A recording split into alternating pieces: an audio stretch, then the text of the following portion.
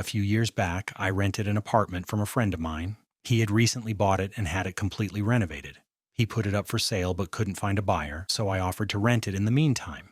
After moving in, I realized there was something wrong with the lady next door. She was about 45 but looked much older. She would sit up all night listening to Christian radio shows and talking loudly to someone. It got to the point where I couldn't sleep, so I went over to her place and asked her to keep it down.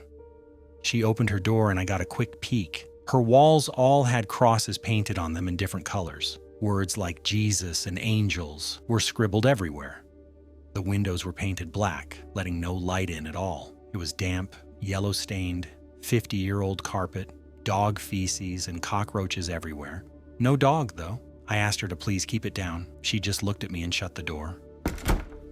Then she turned up the radio even louder. The next night, I had my girlfriend staying over. I wake up in the middle of the night and see a shadow of a person next to the bed, looking at us sleeping. I think I'm hallucinating, as I usually do in the dark when I'm sleepy. But then the shadow starts talking. It's my neighbor, and she's holding something in her hand. She broke in during the night, and who knows how long she stood there.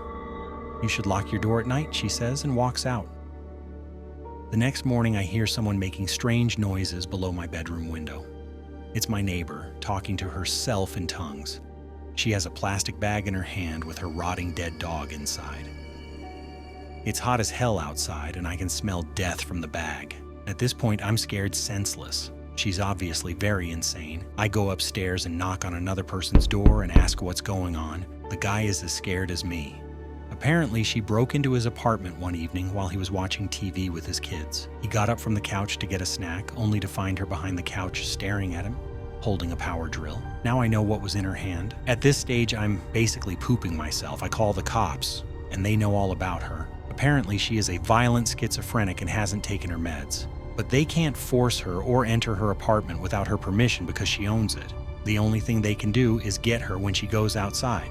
I sit up for the next 2 days waiting for her to run out of cigarettes. When I hear her leave at 2 a.m. to go across the road to the 7-Eleven, I call the cops. They have 3 cars and a special van over in less than 2 minutes. They restrain her, throw her in the van, and drive off to some institution. And in less than a minute, it's like she was never there. I never see her again. This isn't really a paranormal story, but I remember it so clearly. I was young, maybe 10 or 11, and home alone after school. I was upstairs working on my homework when someone rang the doorbell. Sometimes my friend down the street would come over, so I ran downstairs thinking it was her. There was a window above our front door, and it was really high up. Usually I could stand at the top of the stairs and look through it to see who was at the door, just the top of their head. But this time, there was a man looking straight through that window. The window was about 7 feet off the ground, yet he was eye level with it. I remember his face, very round with a huge smile. It looked like something straight out of a horror movie. Then my cat, who is normally super friendly, suddenly started growling right at him. My kitty was standing on the landing next to me, fur puffed up and hissing. The man saw me at the top of the stairs and said, "Hi, I'm here to check for pests. Can you let me in?" I ducked down immediately, but he called out again, "I saw you. I know your parents aren't home, but I need to come in." I can still hear his voice clearly in my head. Terrified, I ran downstairs into the kitchen to grab the phone. He kept asking me to open the door, his tone getting more insistent each time. Finally, I managed to stammer, "No, you'll have to come back another time."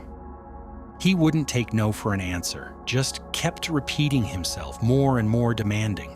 That's when I told him I was going to call the police. All politeness vanished from my voice. He yelled something about me being rude and stopping him from doing his job. I kept repeating that I'd call the cops, and that's when he snapped. He started screaming and cursing at me, then slammed his hand as hard as he could against the door. I started dialing and he ran off, still shouting, calling me names as he disappeared down the street. I didn't even finish calling the police. I just sat by the front door, shaking, until my parents came home.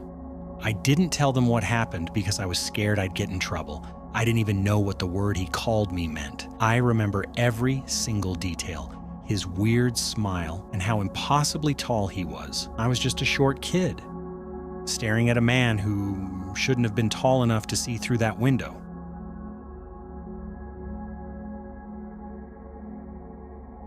When I was about 4 or 5 years old, my parents had just separated. My mom was living in a small 2-bedroom apartment, and I used to stay with her often. Although I had my own room, I usually preferred sleeping in her bed. Our bedrooms were at the end of a hallway, directly across from each other. It was summer, and since the apartment was on the first floor, my mom would sometimes leave the window open behind her bed to let in some air. One night, I woke up suddenly. I noticed our cat sitting in the doorway of my mom's room. That was strange. He always slept in bed with us. As I watched, the cat walked into my bedroom and meowed. I turned to wake my mom, and in the few seconds it took for her to open her eyes and ask what was wrong, we both looked back toward my bedroom door and froze. There was a man standing in the doorway. He didn't move for a second, just stood there, then started making his way out of my room.